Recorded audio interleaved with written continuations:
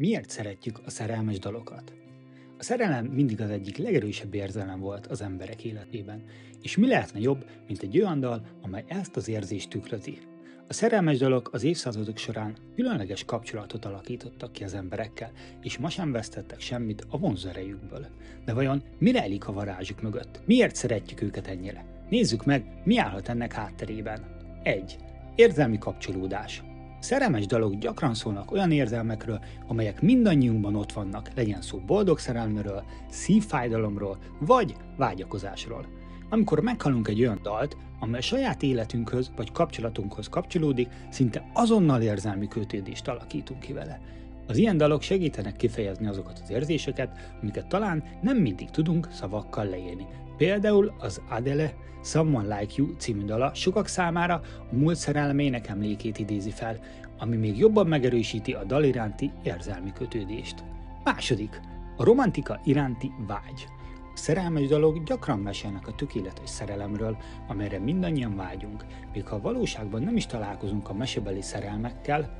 A dalok egyfajta menedéket adnak nekünk és segítenek elérni azt az érzelmi állapotot, amelyet mindannyian keresünk. A romantika iránti vágyakozás az, ami sok embert vonz a szerelmes dalokhoz.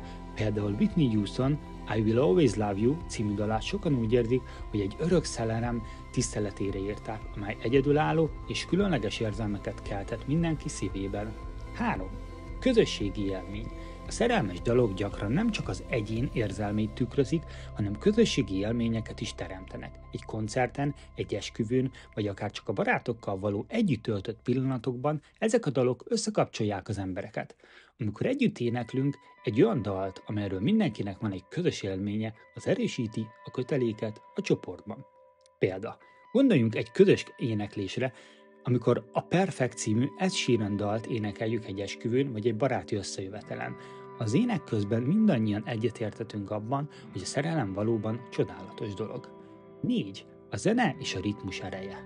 A zene ereje, különösen a szerelmes dalok esetében nem csak a szövegben rejlik, hanem abban is, hogy hogyan szólal meg a zene. A lassú, érzékeny dallamok és a finom ritmusok különleges hatást gyakorolnak ránk, segítenek ellazulni és átadni magunkat az érzelmeknek.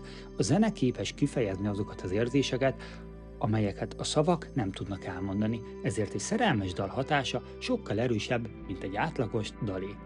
A Your Song című dal Elton Johntól egy klasszikus példa arra, hogy a dallam és a szöveg hogyan egyesülnek egy varázslatos élményé, amely nem csak hallgatóként, hanem énekesként is képes elérni a szívet. 5. Az időtlen klasszikusok varázsa. A szerelmes dalok legtöbbször nem mennek ki a divatból. Bár változnak a zenei stílusok és trendek, a klasszikus szerelmes dalok örök érvényűek maradnak. A dalok, amelyeket évtizedekkel ezelőtt írtak, még ma is ugyanazokat az érzelmeket képesek kiváltani. Az időtlen klasszikusok tehát folyamatosan újra és újra élnek. A My Heart Will Go On című dal, amely a Titanic című filmhez készült, még mindig olyan erős érzelmeket kelt az emberekben, hogy minden egyes hallgatáskor megérint minket. Összességében a szerelmes dalok sokféleképpen hatnak ránk. Érzelmi kapcsolódást alakítanak ki, kielégítik a romantika iránti vágyunkat, közösségi élményeket adnak, segítenek átélni az érzelmeket a zene és ritmus révén, és az időtlen klasszikusok révén generációkon átívelve még mindig varázslatosak maradnak. Talán ezért szeretjük őket annyira, mert mindegyikünkben más-más érzelmeket és emlékeket ébresztenek. Mert a szerelem, legyen az boldog vagy fájdalmas, mindannyiunk életének elválaszthatatlan része. Ha tetszett a videó, ne felejts el feliratkozni és megosztani a barátaiddal, hogy ők is átélhessék a szerelmes dalok varázsát.